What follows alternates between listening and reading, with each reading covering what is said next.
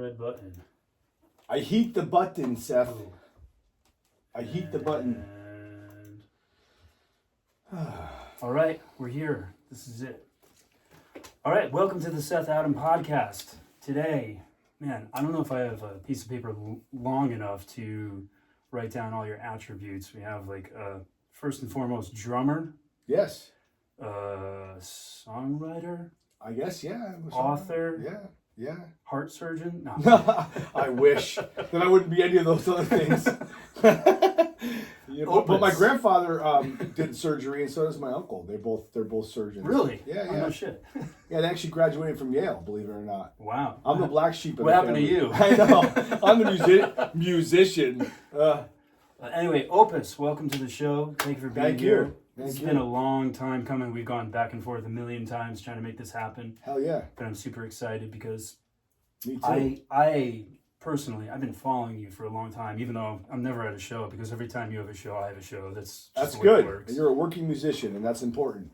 But I admire you because you're like, someone called me the hardest working guy. I admire you and too. I'm like, no.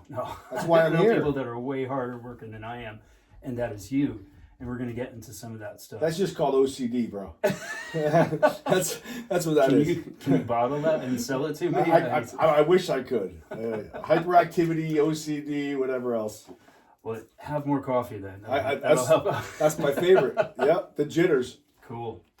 So let's start from the beginning. Are you originally from Connecticut? I was actually born in Rome, Italy. I knew that. Yeah, my dad still lives there. My real dad, my blood dad. My stepfather actually recently just passed away. But I was born there. I came over at a very young age. I think I was like two and a half when my mother, they got divorced and she came back to America. Or actually, I think he came back first and then they got divorced and he went back to Rome and she stayed.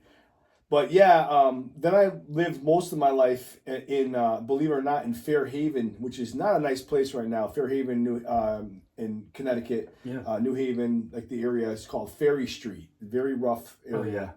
Oh, yeah. And that's where I grew up for most of my life as a small child until my mother remarried and we moved to a beautiful place on the shoreline called Guilford, Connecticut, where I actually graduated high school, went to middle school. And it was totally great experience. I met so many friends.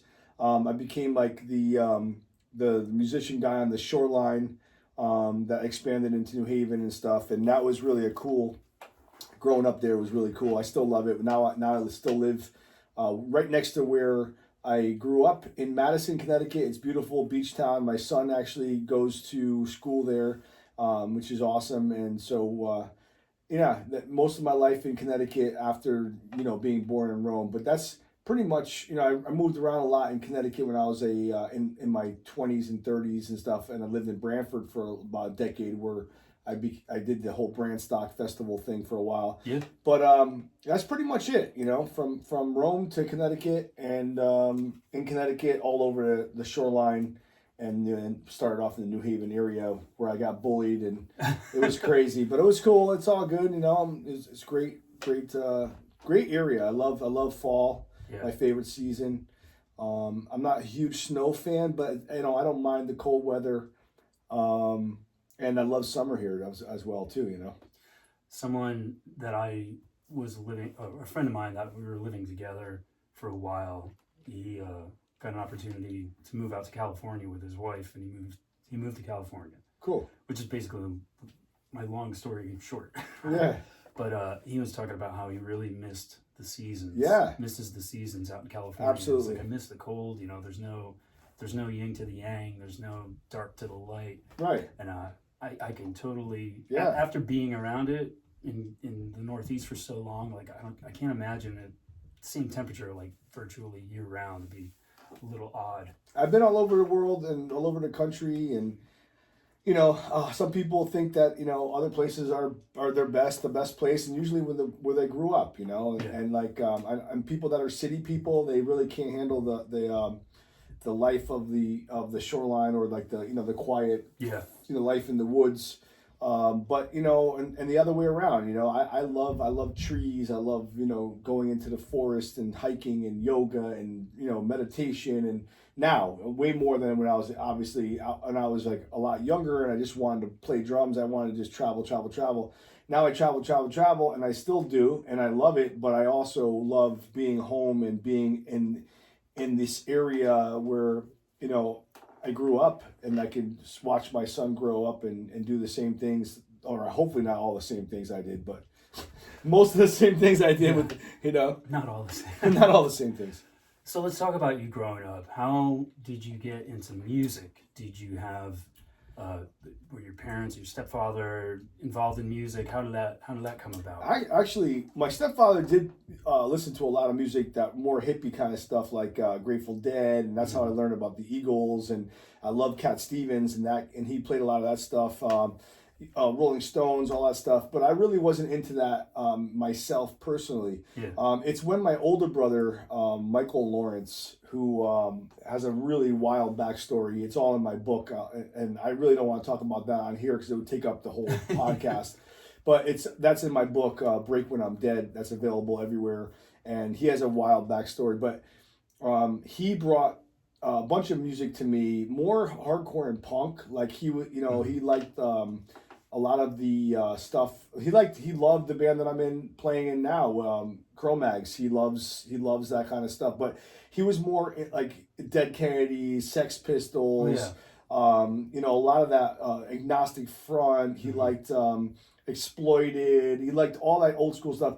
But he also, before that, he went through a period where he liked like Black Sabbath, Ozzy Osbourne, and Kiss, and AC/DC. Yeah. And that's the stuff, when I heard, that I gravitated towards. Uh-huh. So he passed on Kiss to me. Yeah. And I had Kiss Alive 4, and I was like, this is the greatest band in the world, because I love superheroes. I have a Hulk tattoo.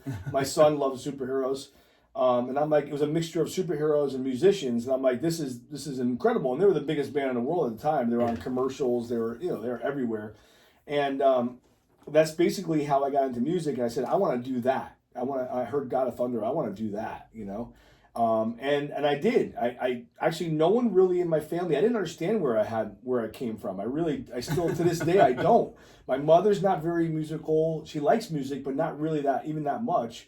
Yeah. My stepfather, you know, he was really not that talented. He played a little bit of acoustic guitar, but after I found out later on, he wasn't that good at it. Come to find out, my father in Italy, I guess, when I met him at age 30, which is another part, a crazy ass backstory that's also in the book. I showed up at his doorstep 30 years later and said, "Hey, how you doing, man?" But it's funny. It goes way beyond that. But I found out that he played the flute. Wow. But I'm not good at any wind instruments. It's the one thing I cannot do. I can play piano a little bit, bass, guitar, sing, drums, write songs, you know, understand music. But the wind stuff, I can't. I'm like, yeah. It's so funny watching me. So I really don't know exactly where it came from, but it comes from somewhere, because my cousins Chesky and David Ramos are also very musical, and so that's my aunt's kids. You know them. I mean, I forget that Chesky's your cousin. First blood. You know, forget. It's crazy, man. They're super close. I see him every weekend for Sunday dinner. You know, Italian that's awesome. Sunday dinner. Yeah, and when he's around, he tours as much as I do. Yeah, but David's around, and his kid Fiki is like really close, like almost a brother to my son Orion. Oh, that's awesome. So it's pretty wild, man. It's really, we have like a close knit family with them and us, and they're half Puerto Rican Italian, and I'm full blooded Italian as far as I know. I never did a DNA test, but anyway. So I have no idea where the music comes from. It comes from somewhere. I think it's somewhere in the family. Someone did something at some point. I know my son is into music, but not as much as I am. He looks at it as a job. Yeah. So he's like not really into it yet. But I was at the age now where I started getting into it. So he is now. So maybe in a year or two, like when I got into it, I basically bought my first drum set myself. My parents didn't want me playing drums. Actually, it was a funny story that's also in the book. Was that your pick? Was that your first? Well, love? No. Well, my first love was drums, but they wanted me to. When I said that, they laughed. They're like, "No way, you're not playing drums." Too loud. So they bought me a cello, believe it or not, wow. And they made me take lessons, and I hated it. Yeah. I friggin' hated it. I played cello like a drummer. Put it that way. And I did okay, with it. But every day I would go home, it's this big luggy thing, and something broke on it. And they would it started getting to the point where the teacher's like, every time you come here, something's broken. It's almost like you're doing it on purpose. And I'm like, I don't know.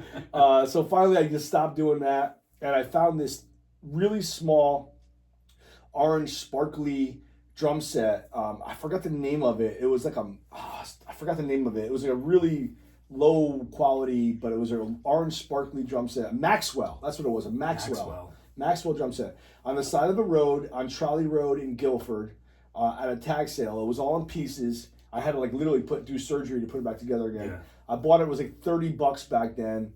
I didn't even have enough. I had a paper route that I was doing, and I was making money doing the paper route, like a couple bucks here and there. Yeah. So I saved up my money. I borrowed the other $20 from my brother, Mike, my older brother, and I bought the drum set. And literally, because I did it with my own money and because I was so interested in it, I played that thing every waking moment of my life for days and weeks and months on end and years and years and years, and never stopped until I got another one where they knew I wasn't going to quit, because they weren't into it, but once they realized that I'm not, there's nothing they could do. Yeah. They didn't support it, but they kind of just like, okay, dude, here's a swing star. I bought it for you for Christmas, and just do what you want with it, whatever. Yeah. And I played along with Shout Out the Devil from Motley Crue, Bryan Adams. I played along to that kind of stuff, and straightforward, and taught myself until I got to the point where I felt like, okay, I could keep a beat. What's next? So I took lessons for about a year to learn the rudiments, the basics, and know what I was doing wrong, because I was definitely doing holding my sticks wrong and doing things that the basics, my seat posture was wrong, and so I figured all that stuff out, and then I never took a lesson again, and I just kind of played with bands. I booked my first show at age 13. Wow. With Violent Industry, which was Sapphire before that. Yeah. And with Kai Blackwood and a bunch of other guys, Don Leslie and stuff, Ron Celentano, and then never looked back, and I never ever stopped. And the only time I ever missed a tour was when I got physically sick. Yeah. One time, and that was it. My whole life. Yeah. So you took lessons for a year. You're in high school, middle school, studying. Did you play in any of the school bands or anything like that? No, they wouldn't let me. I was the kid with the bad rep, the metalhead hoodlum guy, troublemaker, kind of, until the end. At the end, I stopped doing. I was just they liked me and everything was cool. But for a while there, I had a bad rep, and so when I went in there, I was I tried to do it, and they were just we're not going to have you do the band. We don't want you. We have other drummers and stuff. And I'm just okay. And now they're I remember my art teacher coming to one of the book signings, and she was like, "Oh, I'm so proud of you. I see what you're doing, and it's amazing to watch you. You never stopped, and blah blah blah." And I'm like, "Yeah, I mean, when you're on a mission and you have a purpose and you know what you want to do with your life, not only is it very powerful, it's like a lightning beam, but it's also, I stayed away from a lot of things that my friends got into, like hard drugs, even crack back in the 80s, and people were doing that stuff. And I, usually when you get in a band situation, I always got offered it all the time. You would think that someone would get into that stuff. Yeah. I actually, playing music and being so into it, locking myself in the room at an early age and learning how to play, I actually stayed away from a lot of that stuff because I was I knew what I wanted to do. Yeah, same. Yeah, I didn't. It helped me. It didn't hurt me. Yeah. I didn't want to fuck myself up because I had a hyper focused trajectory. That's what I wanted to do. I wanted. Yeah. You see people on the sidelines, whether they're really really famous or just people in your neighborhood that that kind of fell by the wayside because they got involved in that kind of stuff. But some of them were some of them were star baseball players or the popular kid from from school or whatever. Yeah. So you're playing, you're kind of finding your way out into the world through music, playing drums. What was your first real serious kind of band situation? I guess it would be Violent Industry. Even though it took us 8 or 9 years to make one CD EP, because we were young and we didn't know what we were doing. We should have already had something out. We should have already had a press pack. We should have already been doing what we were doing. It was a little too late type of situation. And then once I realized that it wasn't happening, I got super crazy about it, and I started like overdoing it to the point where the guys thought in the band that I was just taking control and like running the show and like, you know, ego and you know, making all the money where there was no friggin' money at all. Yeah. But like they thought because it started getting somewhere because I was like actually going out and getting interviews and doing this and doing that and booking the band, because I was like, you know what, no one's gonna do anything for us. Yeah, I'm gonna take it over. And I actually, that's when I started calling around like different people and asking for help. And actually, one of the people that I still to this day that I credit that helped me was Steve Rogers from Mighty Purple. Yeah. You know, so like, you know, a lot of people were like, you know, look at me as competition. One being this guy Pete from Blind Justice, Chris Keys' old band.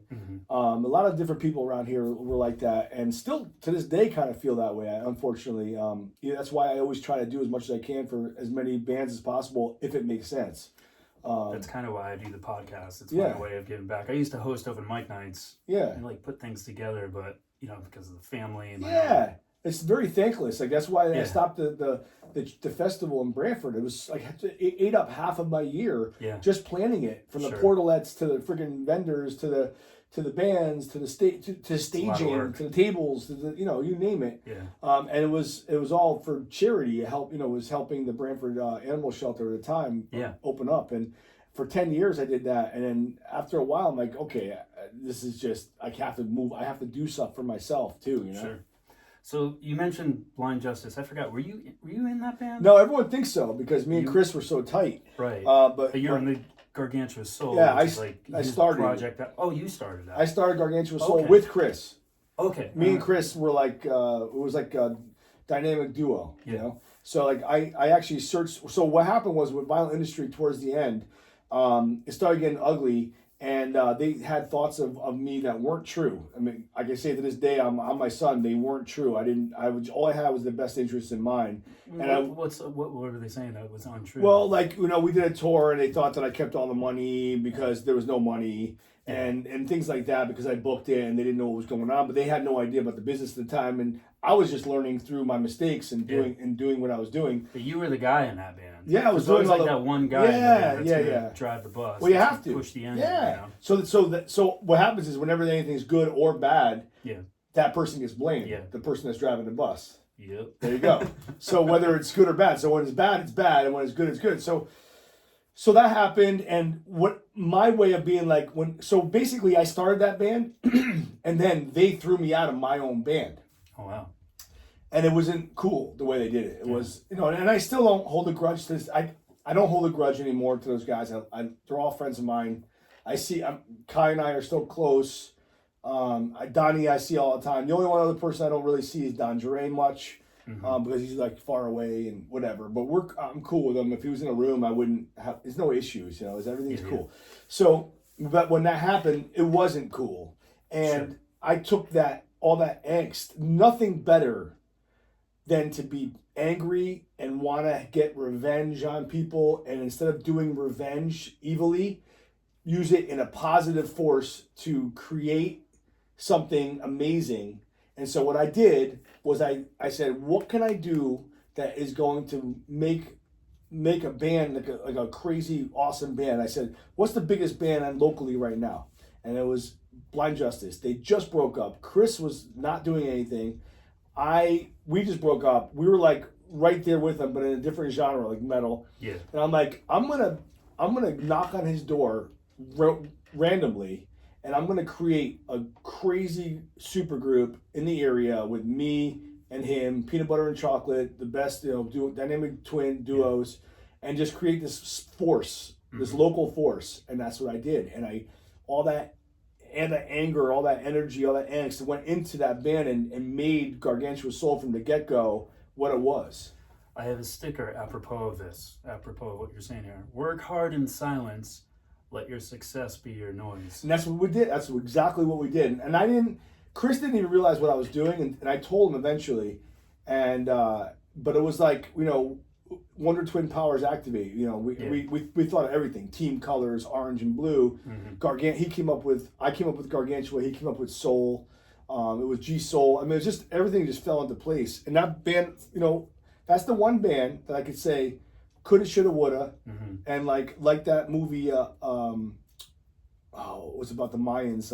I just watched it the other day because I was in Tulum, Mexico. Apocalyptico. Yeah. Almost was the name. Was as a joke. Almost. We almost like literally became humongous. Yeah. It was the closest I ever got. Now, lightning does strike twice, more than once if you work hard and you're persistent and determined, and you don't stop and you're consistent with what you do. But it takes time. I mean, I'm like 50 over 50. Like I'll be in January, I'll be 52.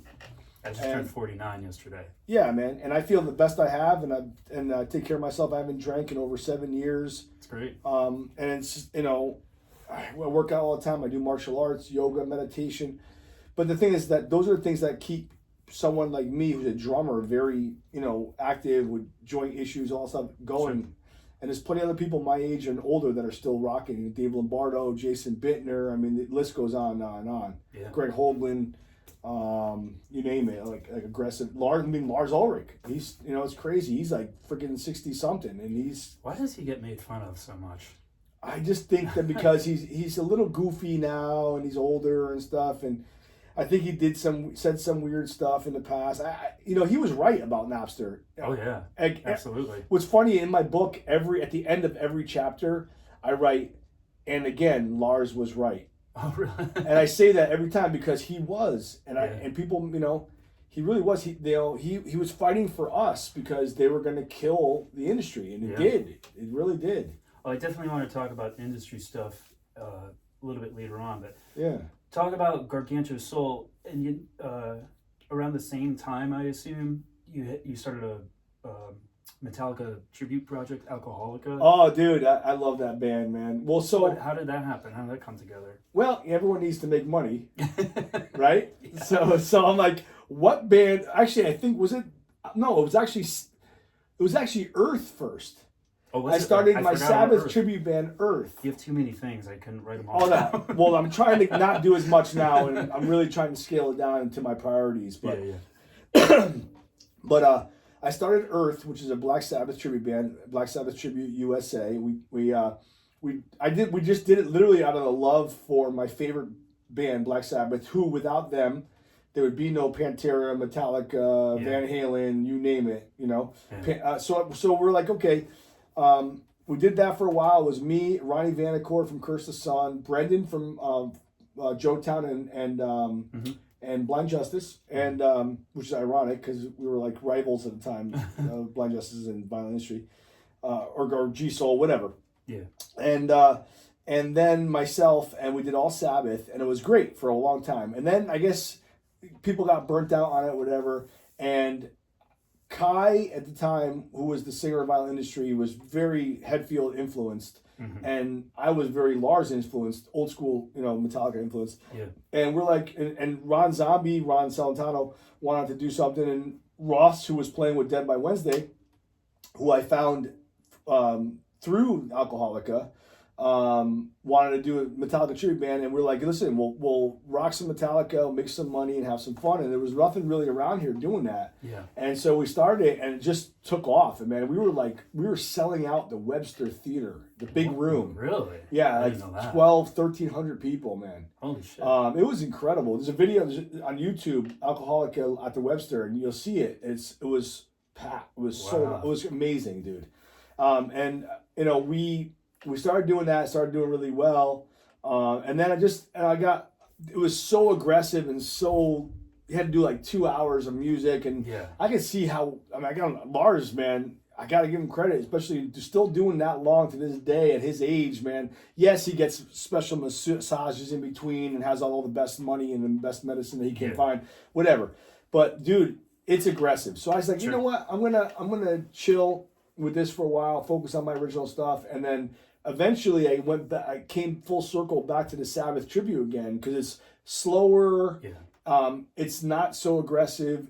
It's still cool. It's still fun. I still make a little bit of money on it.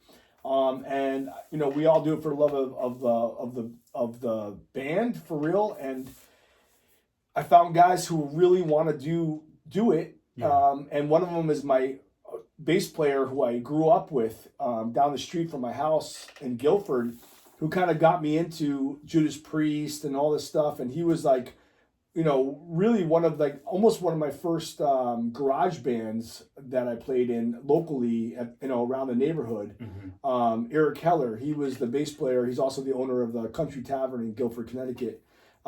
He, wanted to do a Sabbath, and we found this awesome guitar player, Jesse Nair, who's a guitar player, who wanted to do it. And then, the perfect Ozzy, Ray Silvestri, who's also in Dirt now, and he did a bunch of Ozzy stuff, and so we're like, this guy's perfect. He looks and sounds just like him. And then we ended up touring Europe a couple times, and doing just so much stuff. And the Sabbath stuff, to this day, I'm still playing with Earth, and we're doing shows, so it's going really good with that.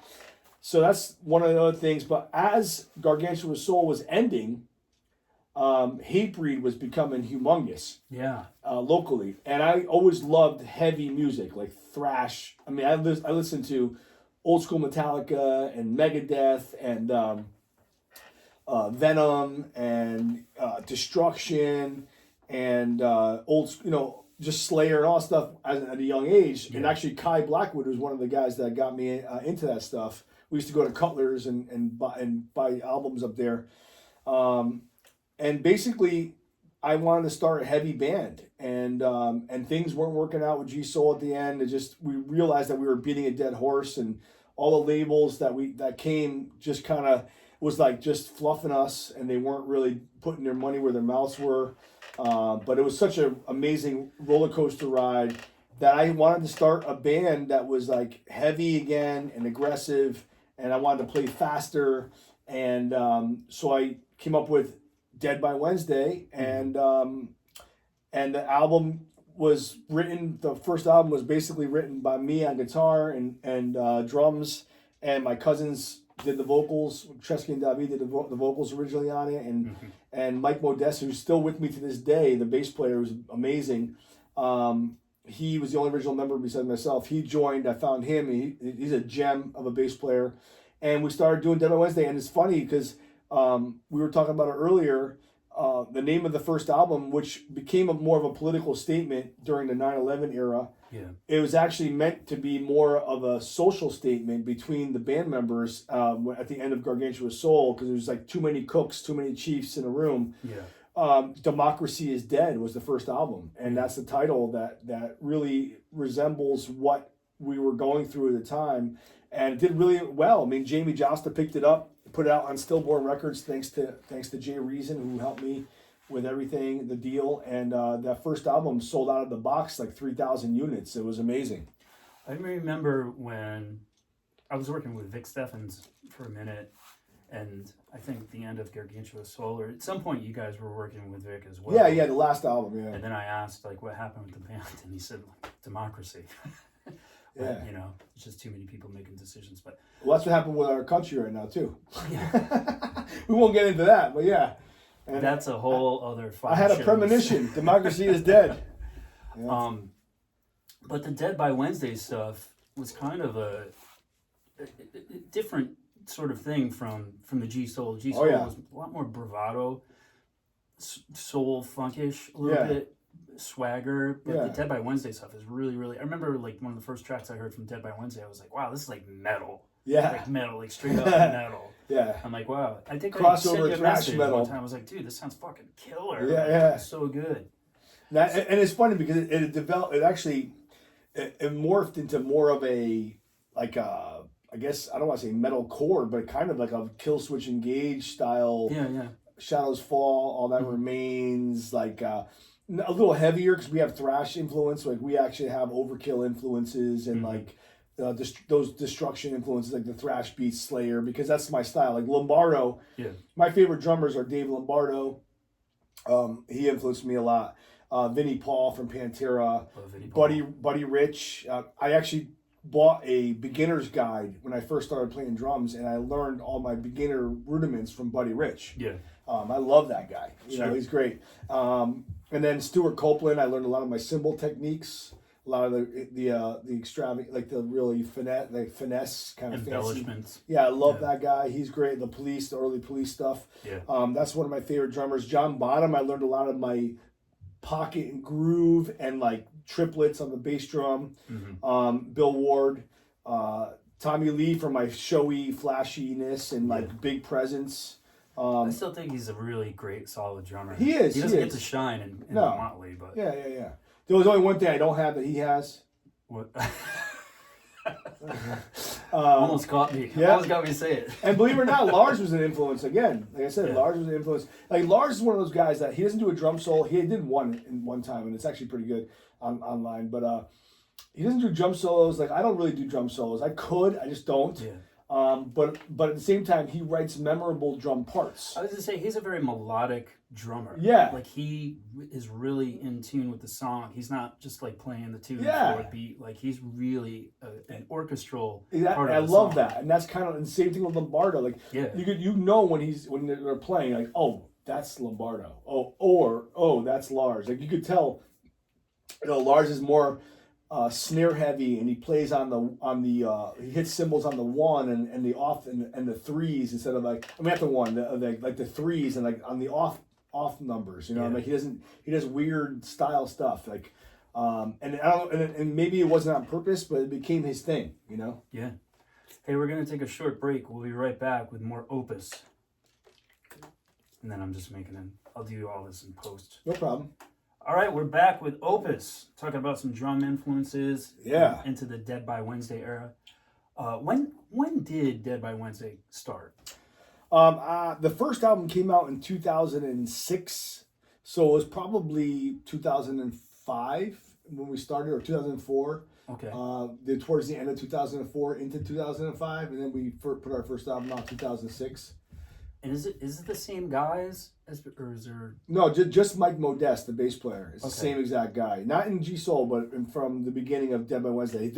Him and I mean, same guys now as back then. No. That's the one thing with Dead by Wednesday that I think, I don't want to say has hurt us, but has definitely put a lot of setbacks for us. Yeah. I've been through a lot of different member changes, and as the time goes on, it's just inevitable. And nowadays, it's even worse with bands, and you have no way around it. The problem is that the singers, when there's the voice and the face of a band, and you change that becomes an issue. But also, it definitely helped us in the sense where our second best-selling album was a guest vocalist album, and I did that on purpose because I knew that at the time, all right, how are we going to find our vocalists and how can we do something cool? We have a whole album written and recorded, and we just lost our singer.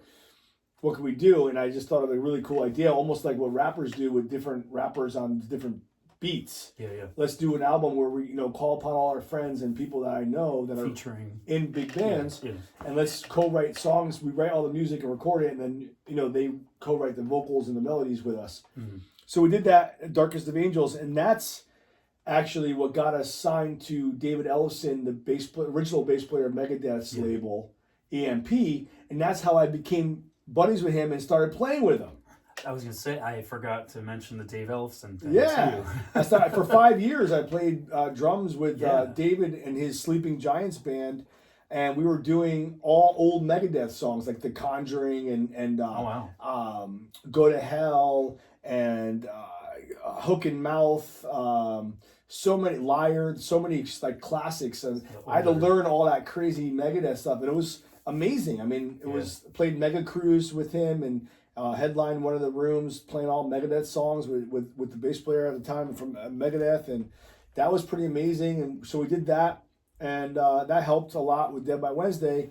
But again, we had different lineups so much that it's only been consistent with the same lineup now, which is really solid for a few years. And so it's almost like a rebirth. You have to like constantly repackage. So now it's been going really good with the same guys and kind of being very consistent and with Esteban and as a vocalist, and Mike, who's my only original member, but he's the bass player. So him and I have been the original rhythm section since the very beginning. So that's half the band has been the same, you know what I mean? But the singer and the guitar players have been different. I lucked out though with these guys. I got Esteban, and then I got Dave Sharp, who was from a local band, Ed Time Illusion, that did really well around here. And they had just put out an album a couple of years ago that I helped them with. But he got into it, and since then, he's been like the best thing for not only the band, but also for all the other projects that I play in as well, because I keep pulling him in. Like I pulled him in with Ellefson. I pulled him in recently with the Mags and stuff. So definitely it's been a good thing, and it's been very consistent lineup.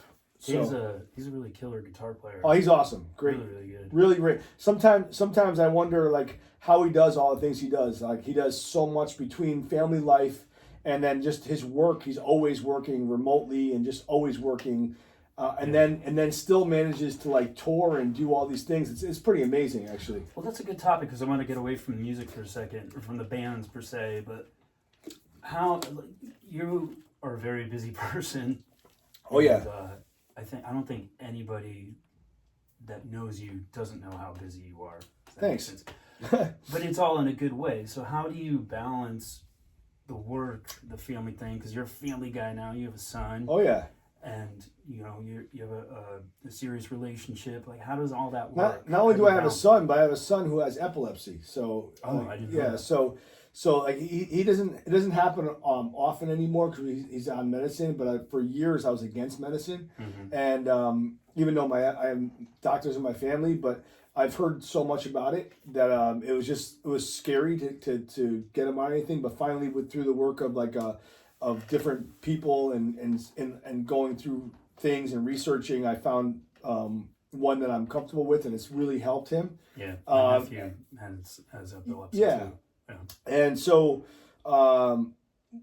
basically, the best thing I can say with is to be organized and use scheduling. Like you really know what day is what. Have a list of things to do. I have a to-do list every day that as small as writing friggin' stupid stuff like get your brakes checked. Yeah, cut your nails. Dye if you dye your hair. Not that I do, but I don't have any hair anymore. But, you know what I'm saying? Like whatever, just and then work out or visit grandma or whatever. I just have a list, and then important stuff too. That's not that visiting your grandpa is not important, but you know what I'm saying. Yeah. Do you practice drums every day? I wish I could. I don't. I do something with music every day. I do practice a lot, but like multiple times a week. A few times a week, and just a lot of times just by. I play every day just by default. Because you're learning material. Or because I have to. Yeah. Because I'm playing every day, and touring and stuff. What drives you? What makes you want to do this? Good question. At this point, the reason why I wanted to do it, I think, to be honest with you, I think I was like this insecure. I was just tough guy, metalhead, hoodlum guy in school, because I was probably this insecure, chubby kid who, not only got picked on growing up, but I don't know, wasn't really good with the ladies at the time. And I was like, you know what? If I do this, I love music first and foremost. That was the most important thing. It always has been. Yeah. But I think it was also to try to be cool and to be liked and to be accepted. And once I realized I was good at it, it happened quick. And it was like, wow, this was, now it's different. Like, now it doesn't impress people so much. Not saying it doesn't, but I'm saying like the younger generation. But at the time, man, you were the man. If you had a rhythm and you could dance or you could play drums or both, which I did, people were like, wow, and then you played in a band and you're in a bar and you're, 14, 15, 16, 17 playing music in a bar. You're the cool kid, man. You're going to high school the next day and I saw you at the 18-year-olds. The seniors saw you play in a bar because they can, at the time you could drink at 18 or whatever. Yeah. They saw me play somewhere down the street and I'm the the sophomore or whatever, a freshman in school. They're like, oh, that kid's cool, all of a sudden, instead of getting picked on and bullied. So, and then the ladies started liking me, and then I went a little too far in that avenue, but to the point where now it's a whole different ball game, but I definitely was a ladies' man for a while. I would say in the 90s and early 2000s, and I always had respect for women, and I'm sorry for anyone if I ever did anything wrong or anything. Not that I did, but just if you have any issue with me, I love you. I'm not the same. But anyway, so that was my disclaimer, by the way. But Noted. Yeah, so that's basically how it started. But then I just realized that was what I wanted to do, and that was a career choice, and it kind of motivated me and drove me, and I never looked back. I did go to college, but I went for art. I have a fine arts degree, which is really ridiculous. I could paint and I could draw and stuff like that. I forgot about that too. Yeah, that's right. We I'm met an there. art student. Didn't we meet in school, in college or something, or somewhere? We went to Southern. I went to Southern. I went to Southern too. Yeah, see what I'm saying? I think I met you like a long time ago back then. No, but I knew. I can't remember. I usually actually start the show with this of how we first met, and I totally forgot about it. I don't remember how we first met. I don't remember. It's all right. But I did go to college. I actually became. I started working at Lime Academy as one of the models for years. I helped with that. And then I also went to Middlesex Community College. It's funny, my whole career, for me, my whole schooling was based off of, it sounded weird. So my elementary school was called Cox, right? And the principal from Cox School was named Mr. Pleasure. I'm not kidding you. Mr. Pleasure, God rest his soul. Then I went to Middlesex Community College. Yeah. All right. So it's pretty funny. See, as I'm saying, I think we met back then, dude. No, I went for like one. Really? No, I'm sorry. I liked it. I went for a couple of things. I liked it.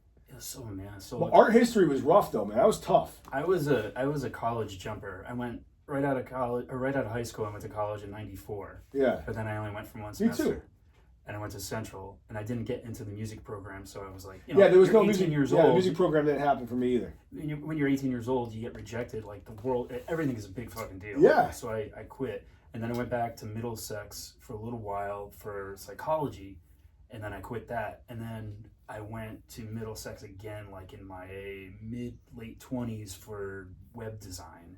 And then I decided that I wanted to do graphic design. And that's when I went back to Southern. I started Southern in 2005. And I graduated in 2010.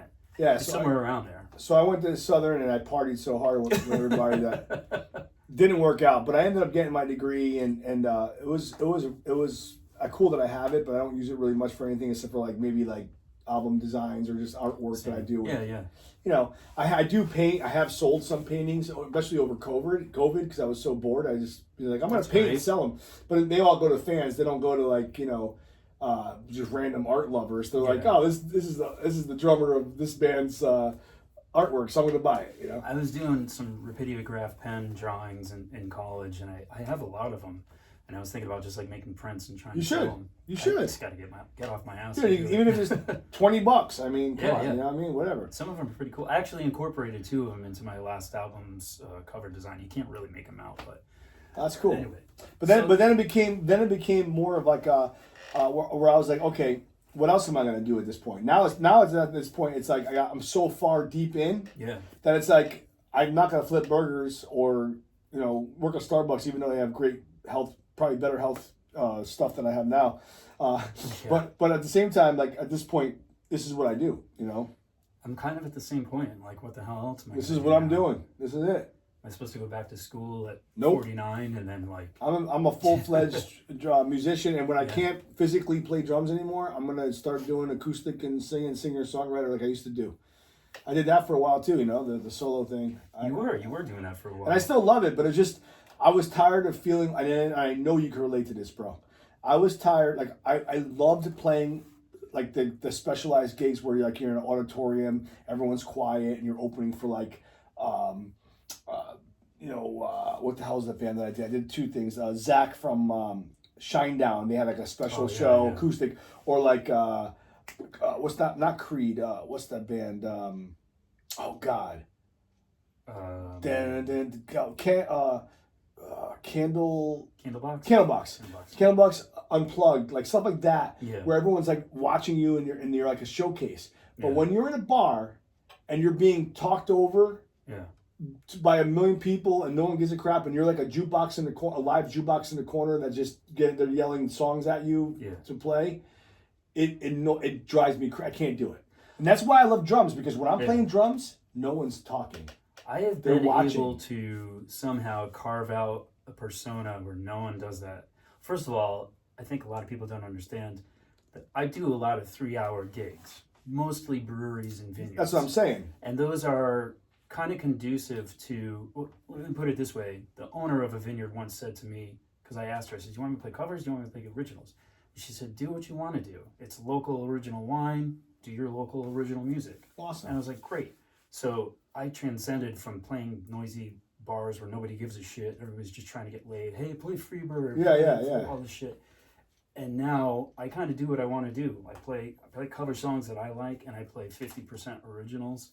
I use my looper. I do effects. I love the looper. It's a totally, like, I'm sure people, I walk in with an acoustic guitar, people are like, oh, I'm going to hear some James Taylor tonight. No. I'm going to do like a rock show, a solo rock show, you know. Yeah. And that's what I do. So I've been able to I think anybody that's done this has had the fucking asshole come up to you and be like, dude, can you play Pink Floyd? Yeah. Nobody does that to me anymore. There must be something about the way I wear my face where That's it's like, awesome. if you approach me, I will knock you over Dude, with my guitar. that is awesome. Let me tell you. I feel that pain. I have the opposite face. Yeah. So, there you go.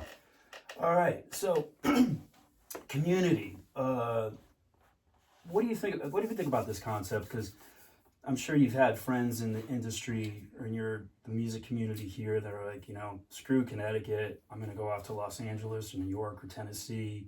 How important do you think that is in planning out a career in music? Well, you know, that's a great question because I get asked that a lot. I feel like if you could make it anywhere you are in the world, if you try hard enough, it might be a little harder to get to those places. But like, there's a lot of, I mean, if you think about Connecticut or even just the Northeast alone or Mass in general, I mean, think about all the bands that made it out of here. I mean, I think it's not about living in New York City or living in California, LA, or being in in Nashville or whatever. It helps, yeah, especially if you want to do TV. If you're into because I had a short stint in TV for a while too, where I was on every reality show, you name it. Yeah. Which is all on my YouTube page. But anyway, it's yes, right place, right time. You know, if you're there, you could do a lot more, have a lot more work, maybe a lot more gigs, whatever. But really, I think that if you really want it, if you're hungry enough, you can make it anywhere in the world that you call yourself home. Yeah. You just got to put the time in and the research and put the effort in. And actually, I was going at one point to New York City on a weekly basis to meetings. It's only a couple hours away. Yeah. Connecticut's halfway. Connecticut gets a lot of shit, but it's halfway through Boston, halfway to New York. Yeah. And you know, like, I mean, you named the band. I mean, there's Michael Bolton. There's Obsession. There is Fate's Warning. There is Hatebreed. There is in Mass. There's friggin' Stain, Godsmack, Revly, friggin' Aerosmith, Mighty Mighty Boss Tones, Dropkick Murphys.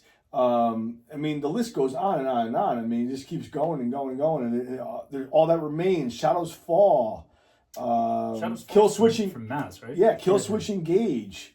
I mean, it's like, dude, those are all humongous bands, all from this area, you know? So, realistically, I think at some point this was a hub. People actually wanted to come here, you know? So, yeah, I guess, you know, back in the day, we got to go to LA, got to go to the Strip, or, hey, we got to go, and during the CBGB's era, we got to go hang out in New York City and be entrenched in the trenches. Yeah, maybe it helped for some people. I didn't have to do that. Not that I'm there quite yet, that I feel. At the same time, I still have done amazing things, and I've lived in here most of my life, all my life, pretty much. And I feel the same way about guys like Jamie Johnston, and the same thing about, you know, I mean, the Belmore, Nikki Belmore's, you know, the both of them. There's so many people that have had, I don't want to say major success, but success, whether it's minor, major, or whatever, it doesn't matter. Exactly. If you're happy, you're playing music, you're making a living, especially nowadays. You might not be rich and famous, but you're making a living playing music. That's success. Absolutely, I agree. Yeah, absolutely. Speaking of which, some of these folks that have done really great things, Jamie Joss is a great example. To what degree do you think humility and being humble versus and or including being braggadocious, how much does that play a part in who you are, what you do? And I'm going to preface this by saying, I know some people that don't do a lot, but brag a whole lot of shit. Well, bragging is only as good as if you can back it up. Yeah. So, like, when you're young and hungry and you're trying to get a name for yourself, I can understand bragging and being like, I'm the best, I'm the best, I'm the best. Eventually that goes away, and you realize that it doesn't matter how good you are. It matters whether you're accepted in the room. So, do people want to work with you? Are you annoying? Yeah. Are you? Can you be? Can you go along with the program? You know, it's because if you have a huge ego, you're not going to be workable. You can't work with people who think that their way is the only way. Mm-hmm. You have to be able to kind of be like a sponge or more like a chameleon. And kind of go with the flow sometimes. And if you don't want to, then you just have to just walk away from that. At this point, if I see any red flags, I just kind of walk away from the situation because it's wasting my time. Yeah. Back when I had more time, it was okay. Now it's not worth my time. If I see it, I cut it off and I go. Yeah. And I get a lot of crap for it. I got a lot of crap for that when that happened with my old singer Joe Morbidelli. Joe.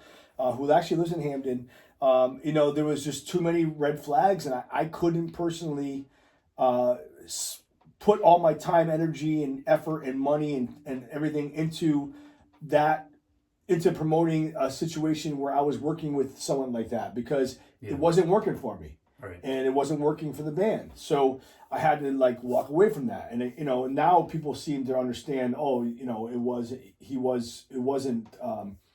he wasn't entirely wrong for how he reacted that way and yada, yada, yada, because they see for themselves a lot of times if you're working with the same people or, over time, people see the longevity of who's still around, who's not, or yada, yada. So it's no offense to him or anybody else that I worked with, but a lot of times, I had to just walk away like a relationship because it wasn't working for me personally. Mm-hmm. Doesn't mean that they're bad people. It just wasn't working for me. So that's pretty much, to go back to the main question. I mean, which was. I see some people that are very humble. I think you have to be. And some people that don't deserve to brag, really brag. Right. Well, you learn over time. And how do you balance that? How do you deal with that kind of stuff? You learn over time that being humble is the only way to be. And because I went through a period, and I'm sure that everyone does. Mm-hmm. Anyone who has any sort of success, minor or major, and then it stops and you have to start over again, and you watch other people fly by you that were under you in a sense, not under you as you know what I mean, as far as status wise or shows or whatever you know what I mean, like tours and shows and labels and stuff like that. You see other people blowing up. And you were in that position and you're not anymore. It actually, you do sometimes become bitter. Mm-hmm. and you get resentful and you're like, why are they like that? And why am I not like that? And it actually is horrible for you. It eats your soul. Mm-hmm. And it does nothing good for you. It is so negative. And I completely did a 360 from that. And I realized that none of that, and it was short lived, but none of those feelings did anything positive for me. And the only way to do anything positive is to be positive and to help other people and then hope eventually that it comes back to you karma-wise and yada, yada. And that's when I had a complete epiphany and I started doing shit for the scene. I started doing everything for people. Mm. I started booking bands. I started doing so much stuff with the label, Mindsnap Music, and it's worked. I mean, it's just turned me into like a networking guy who's just right place, right time, and you have to be like I think a lot of the inner peace practices has helped me too, and just maturing, being that cocky, ego guy with the male bravado kind of thing to becoming more of a mature musician who's humbled and kind of can see a lot of what's going on in the industry, help other people not make the same mistakes through my mistakes, and just do what I'm doing, and that's kind of where I am now, and that's how I got these gigs. I don't just get gigs because I'm such a great drummer. I'm a good drummer, but I also bring things to the table. Like, you have to learn how to think outside the box and how to not just network, but like, what can I do for these people so I can be useful, so that way they need me. Yeah. And then they're going to want to use me because not only am I a good drummer, but I also do this, this, and this, and this. Yeah. And now there's a reason for me to be in the room. And once you're in the room, you're in the room. Yeah. That's a good metaphor. One more last thing before we get into the big subject for the last 5 minutes. That big subject being the annual Blizzard Blash. Yeah, Blash. I got you. It's a tongue twister for sure. Say it 5 times.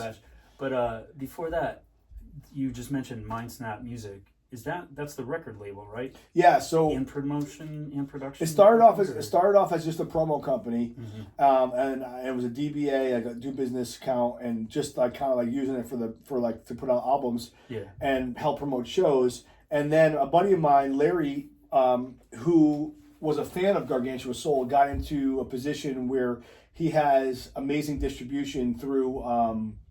It's a division of Sony, but it's not Sony. It's the Orchard, and it's the same distro as like Justin Bieber. But he hit me up one day. He's like, "Listen, I can't invest in your band, but if you want to put out any older albums that are just sitting around from older labels that just sitting there, or old stuff, let me know and I'll help you out." And I started doing that, and I started seeing some.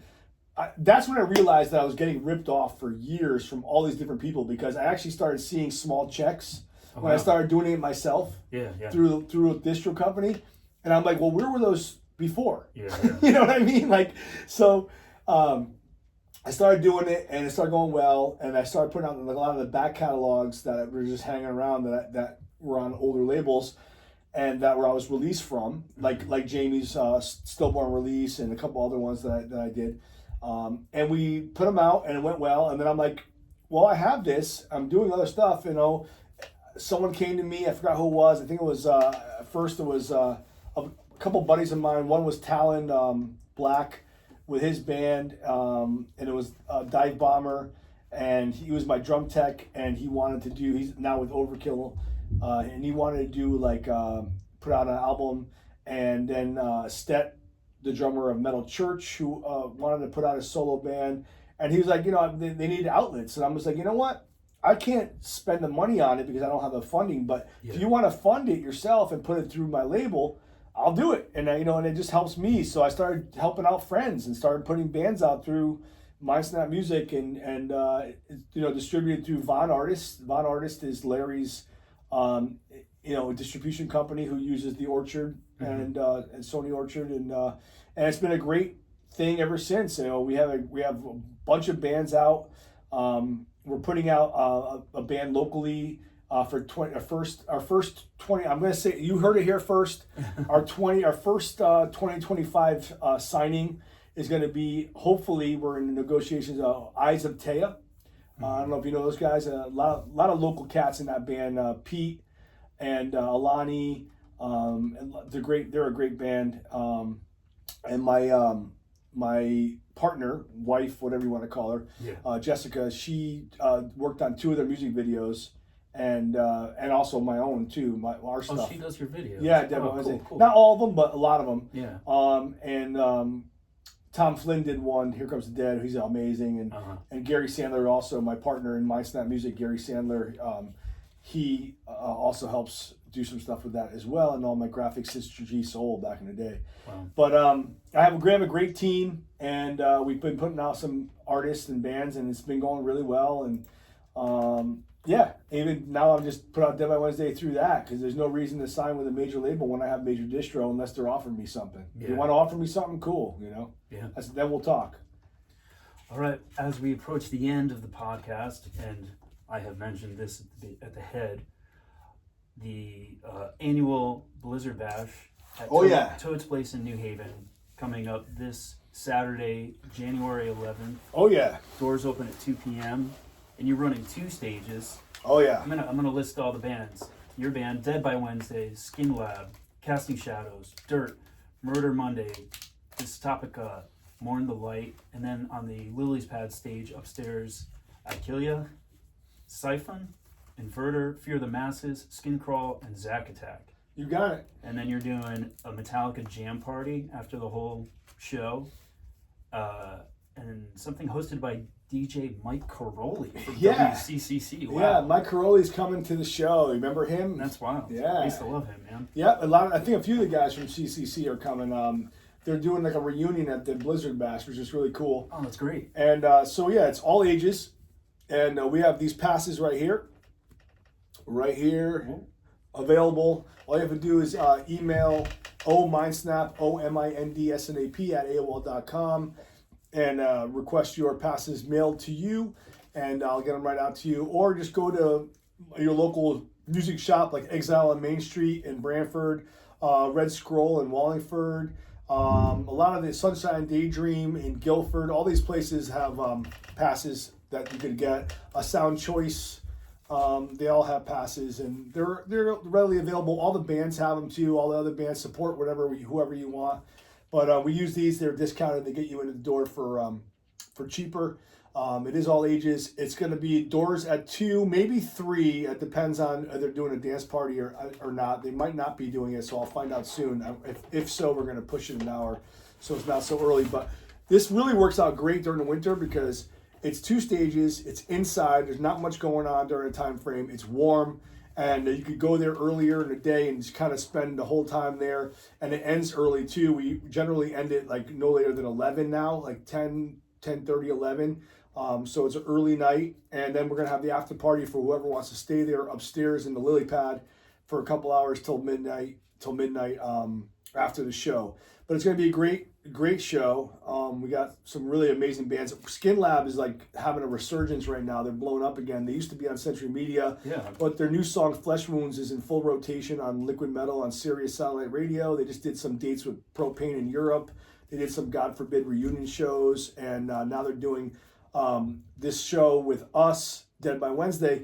But because they're coming from the West Coast, which they haven't come in over a decade, I decided to do something pretty wild, and I turned Opus's Blizzard B-Day Bash into a Northeast New England tour. So now, almost like what Stillborn Records did with Stillborn Fest, I took the Birthday Bash title away for the tour and just kept that for the OG show at Toads on Saturday, January 11th.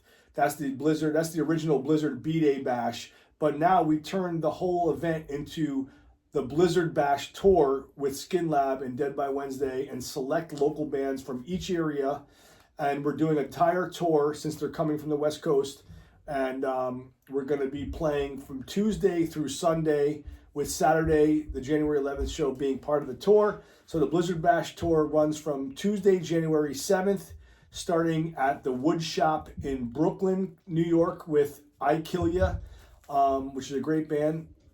And then Wednesday, the January 8th, at Dingbats in Clifton, New Jersey, with Prey Upon and a bunch of other bands. It's also a great venue, great band. And then Thursday, we're playing a cool place in Mechanicsburg, Pennsylvania, called Love Drafts. And that's with 656, which is Kai Stone's band, my friend, awesome dude that plays locally a lot. He's also in a Slipknot tribute called Slap Nuts. Mm-hmm. And then Friday, we're doing a really cool new venue in East Hampton, Massachusetts called the City Space. Lou Rock Mad Music presents that show, and that's going to be part of the tour on Friday the 10th in East Hampton, Mass at City Space. And then the 11th, obviously, is the Toads Blizzard B-Day Bash original show, that 2 stages at Toad's Place on the 11th. And then the 12th, we're ending the tour for the Extreme Music Awards after party up in Empire Underground in Albany, New York. Mike Valente from Black and Blue Productions, he's doing the show. That's going to be another great show. We're ending the tour at Empire Underground in Albany, New York on Sunday, and that's the whole run. So we're gonna see how it goes. If it's the first year, if the Blizzard Bash tour goes well, I might do it again next year and keep it a tradition. You know, we'll see. Wow. A lot of work though, I gotta tell you. It sounds like it, but it's pretty amazing. Thanks, Seth. It sounds really, really amazing. Cool. And as I said at the beginning of the show, you are very inspirational. I love your work. I love your work ethic. I like your humility. I like how you give back to your community. I mean, you're totally someone to look up to, and I wish you nothing but the best, man. I hope you have a great show this Saturday. Thank you, brother. And I'll leave some of these here just in case. Yeah. For whoever. Yeah, absolutely. I'll put some at the salon. Awesome. All right. Well, thank you, Seth. Thank you for being here. We didn't even get to talk about the Cro-Mags.